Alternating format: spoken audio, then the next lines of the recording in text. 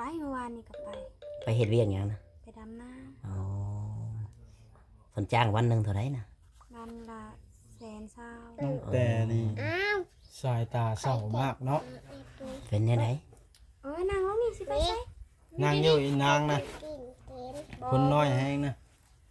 จักปีแล้วคนน้อยแฮงนี่4 ปีปลายเลย เจ้าลงละมาเป็นน้อยได้จ้ะคนน้อยนะ4 ปีปลายคนน้อยเนาะปลายมันเท่าไร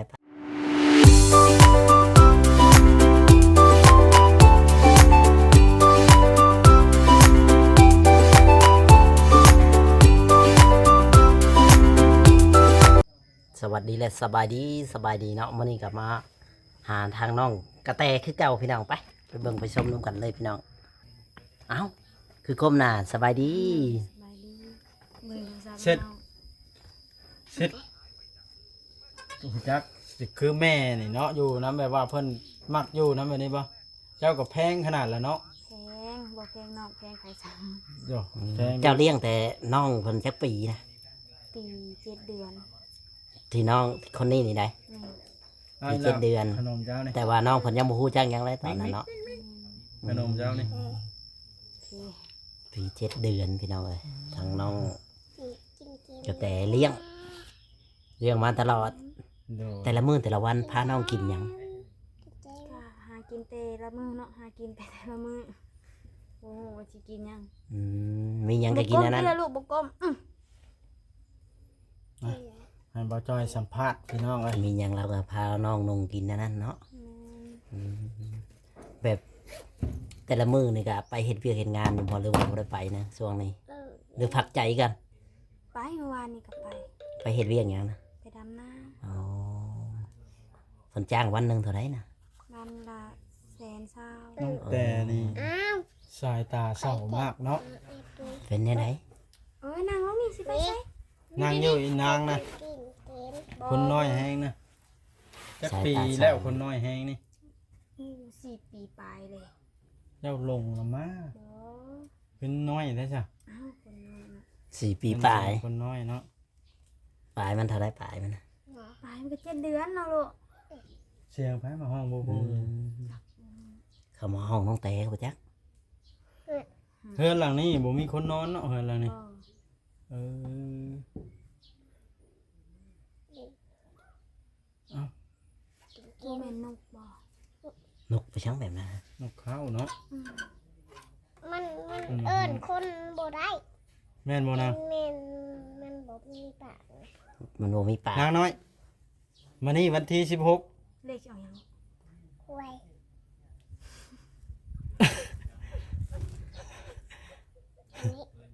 ว้าวง่ายเลยเนาะบ่คิดเลยนะไผบอกเจ้าน่ะคาลิ้นโทรศัพท์ตัวนี้ไผบอกเจ้ามาน้ำบ่าวจะเอาโทรศัพท์นะไผบอกนะ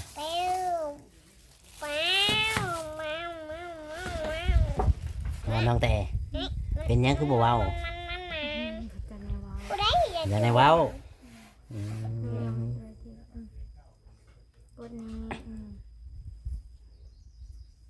บ่ไปบ่ได้มื้อใดเขาสิมาขอน้องสาวนะ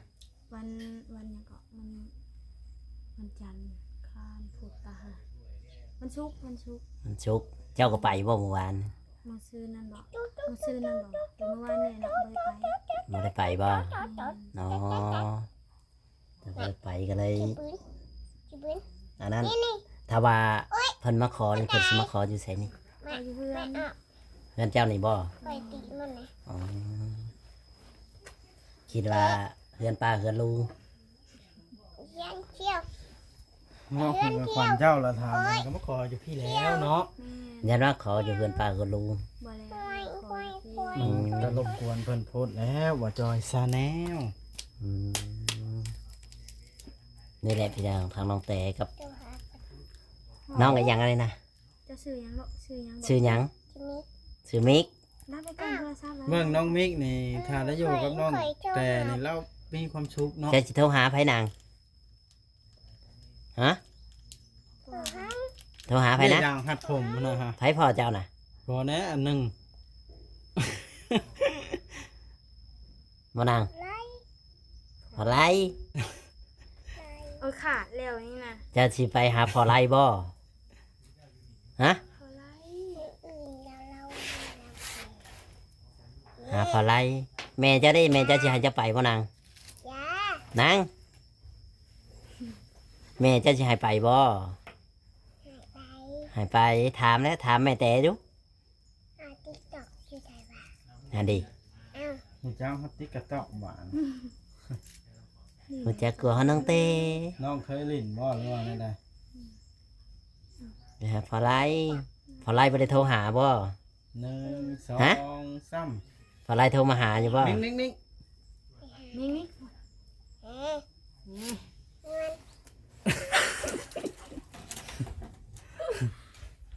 เงิน มันบ่มีเน็ตลูกบ่มีเน็ต มีดิ อืมน้องแต่สิไปหาพอไล่บ่เจ้านะน้องแต่ แล้ว เจ้านั่นเด้ สีขาวจ้า ผู้สาวใส่ แล้วเราห่างกันอยู่กันเนาะน้อง กัน แต่ อยู่เลยเนาะ นิ่งนิ่งนิ่งนิ่งนิ่ง นี่เบิ่งอีก เอ๊ะ เอาแล้วครับก็บ่ได้จักเทื่อ เดี๋ยวบอลจะเห็ดพี่ช้าง นั่นลิ้นของน้องมิก อืมถามชาวคอยได้ไหมน้องน้องเพิ่นคือบ่ว้าว โย่เจ้าบ่ถาม คอยถามแล้วจังนะ นะ เดี๋ยวจะสิถาม หูจักเนี่ยถาม อืม ว่าไปเป็นหยังนี่น้องแต่ กินข้าวกับหยังพาน้องกินข้าวกับหยังน้องแต่ เดินเบิ่งลูกเดินเบิ่งเป็นได้ได น้องแต่ หอม ไทย พาน้องกินข้าวกับหยัง กินกับขัวโครงไก่ โอ้อามาได้ใช้ขวดของไก่ พอไปซื้อ อืม นี่ ซื้อตลาดบ่ นี่ จุดเอ๊ นี่ ะ พี่น้องเลย เอ๊ะ ทานสิเอาเจ้าวันนี้ ให้ กิน บ่ ขว จ้ ด อย ของ ไป ไก่ เอา พี่น้องเลย เจ้าไม่เอาไปเอา กินอยู่เฮือน ไป นี่ ไป บ่ ไปเอาอีนาง พากันมานอนอยู่พี่เลย มานี่ เอ๊ะ มานั่งน้ำค่อยสิจ้างเจ้ามานั่งน้ำค่อยหน่อยมานี่นี่นี่นี่ก็อยากเงินให้ซื้อขนมให้เจ้ามานั่งหน่อยมาได้ไหม ดิ่งกินมีแต่ นี่นี่บอสิจ้างเอามานั่งหนึ่งสิมาเอามาไหม อืม ไปเหรอ มานั่งน้ำค่อย กดไปได้เอ๊ะ ไปไหม จะมี ถ้าอยากได้เงินซื้อขนมนะ บ่ไปแล้วลูกบ่ไป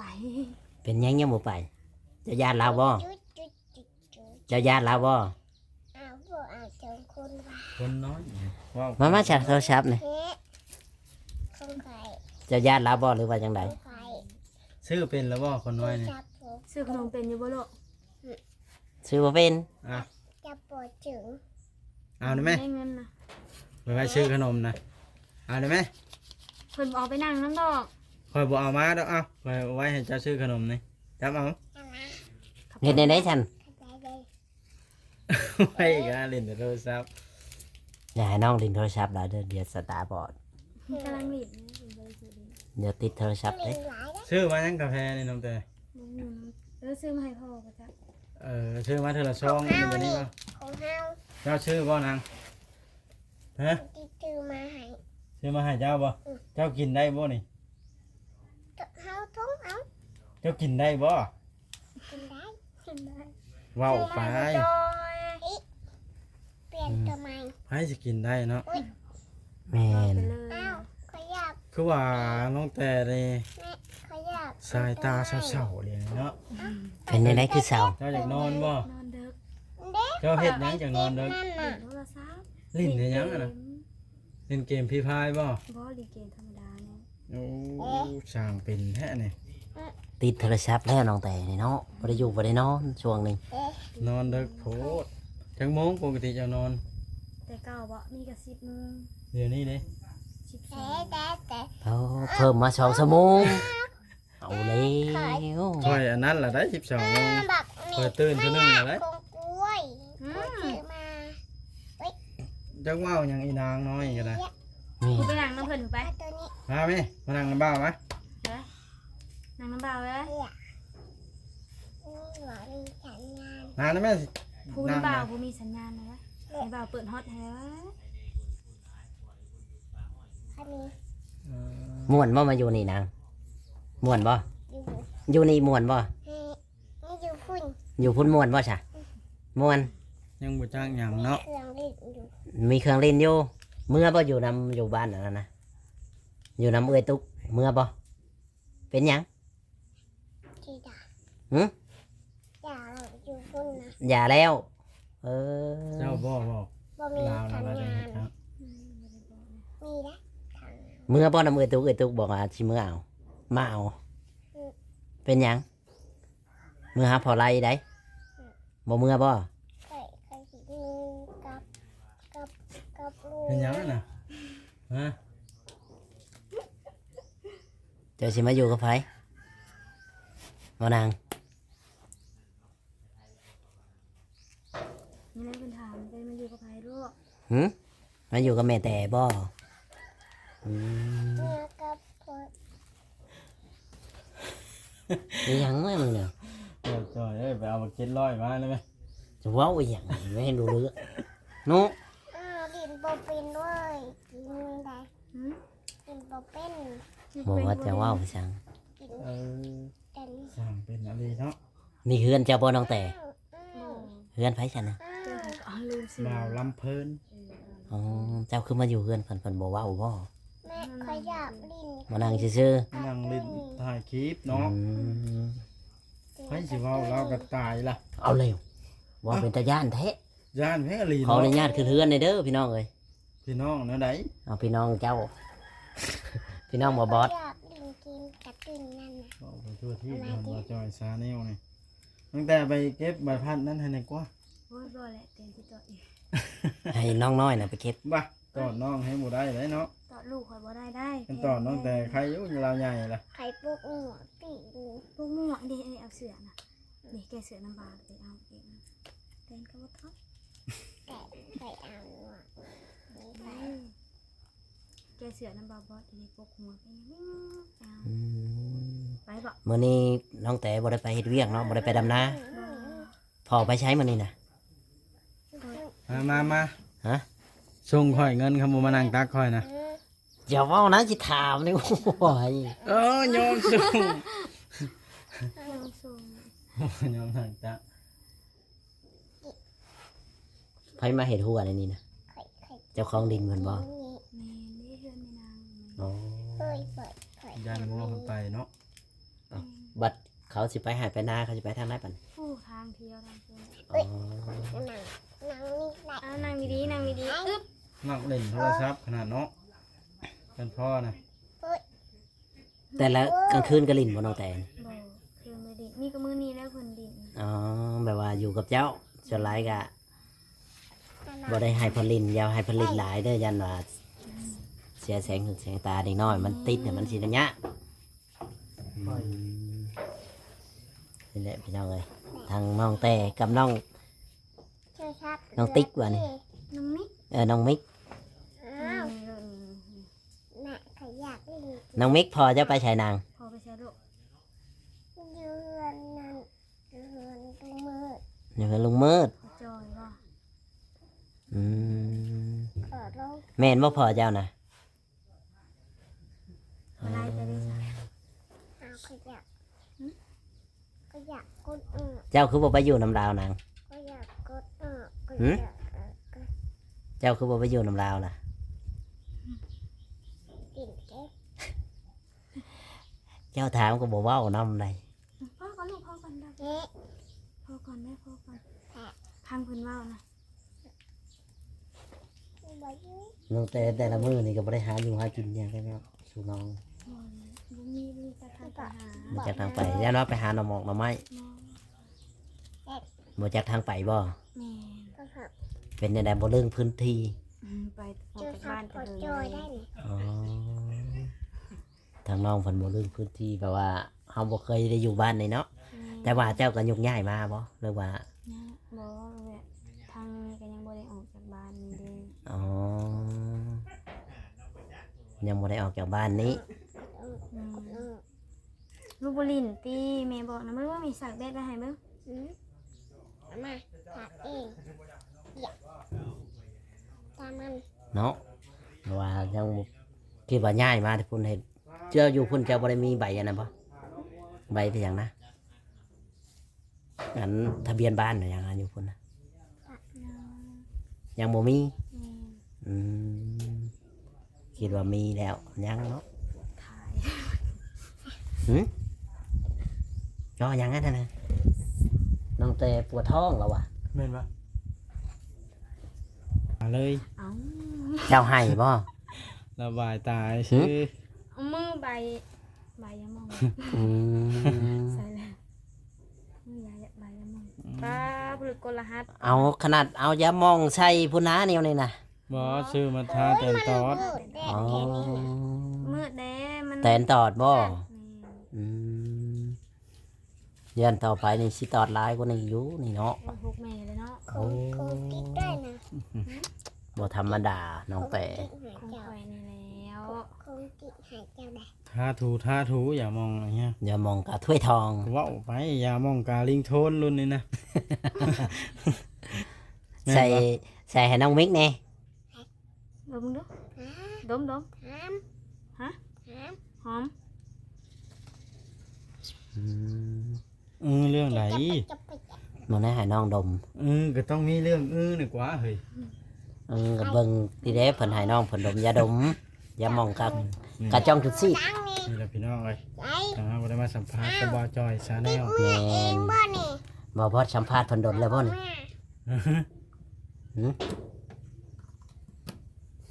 บอหากับสัมภาษณ์พร้อมกันกับเจ้านี่แล้ว โอ้ น้องแต่ แม่นดูนี่ มาหาน้องแต่เพิ่นเนาะ หูดัง มื้อนี้เพิ่นก็เลี้ยงน้อง แม่นแล้วบาน ดี นะ ๆลูก เจ้าต้อง อ่ะ นั่นนะบานน้องแต่เอ้ย ตุ๊ดตุ๊ด อยู่ตัวผู้เดียวเราต้องเลี้ยงน้องให้กุ้มในบานนะ เคยเปิดคือได้ปะ วางแผนว่าสิหาเงินหาคำนั่นแหละเลี้ยงน้องเลี้ยงนงนั่นน่ะ ก็หาไปแต่ละมื้อเนาะ หาไปแต่ละมื้อเนาะ หา นับละ หาเฮ็ดเวียกเฮ็ดงานหยังจ้ะส่วนหลาย ตอนนี้ฮะ ไปดำนา ต้องเลี้ยงซอยแล้วบอจอยกับน้องเขามาก็ต้อง มะพร้าว ค่าตัวน้องมิก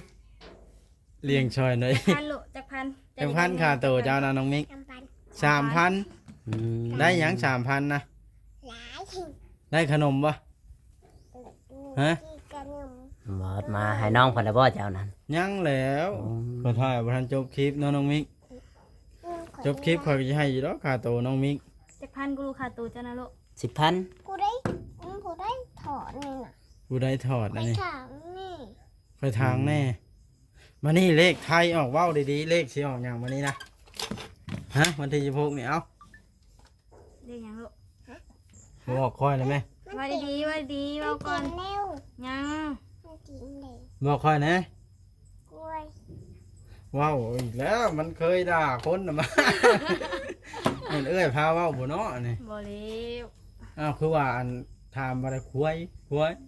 แบบได้เลขควายบาดน่ะ094989บ่บ่จอย เมื่อคืน บ่ฮู้คือกัน เมื่อคืนนี่ออกเลขอันนั้น เรียกหยัง นะ เลขบ่ได้ กระแตเนาะให้เพิ่นเบิ่งน้องเบิ่งนุ่งเลี้ยงน้องเลี้ยงนุ่งเพิ่น เห็นแล้ ตัว ว คนเดียวแล้วก็เห็นแล้วก็อีต้นเพิ่นเนาะ เห็นแล้วก็รู้สึกเศร้าใจเนาะ อีต้นสงสารน้องๆเพิ่นนี่แหละ แต่ว่าเอ้ยก็จักสิเลี้ยงชำใดถ้าว่าตัวคนเดียวแหละ ยังไม่ได้บ่ สั้นลงแต่แล้วก็บ่เศร้าแล้วนี่ ยังไปได้ มันสาวเรามองเนาะ เราบ่ได้หัวจักเทื่อได้แต่ขาดหาคลิปนี่ กดจิ อ่ะ โอเคพี่น้องเอ้ยเนาะคลิป ทาง นี้ ล ก็ ง สิ ว่า บ่มี นี่ ห รา ยังห คา ลาย ตัวเจ้าเท่าไหร่เจ้าก็บ่บอกคอยบ่ได้ให้ได้โอ้ยแต่นต่อได้ เฮาสิขอจบคลิปไว้ก่อนเนาะ คลิปนี้ก็ได้ บ่มีหยังหลายพี่น้องเอ้ย บ่ได้มีหยังหลายบ่จ้อยก็ แต่ว่า มีหยังหลายอยู่ว่าเจ้า บ่มีแล้ ถ้าบ่ ว มีแล้วสิได้จบลงแล้วเด้อนี่ แม่น เนาะ จบคลิปไว้ก่อนพบพ่อกับคลิปต่อไปเนาะถ้าผิดพลาดประการใดก็ขอโทษขออภัยนำเด้อ FC ที่หักแพงทุกท่านทุกคน ที่เข้ามาดูมาชมช่องเบาจ้อยซาแนลคือเก่าพี่น้องเอ้ยเนาะ นั่น สวัสดีและสบายดีน้องเต้โดย สบายดีนะลูกสบายดีนะ สบายดี บ่เฮ็ดบ่เฮ็ด ใครเก็บ สบายดีก่อนตัว สบายดีก่อน มาดีน้องอันมิกน้องมิก ไว้ดี เออ บ๊ายบายนะ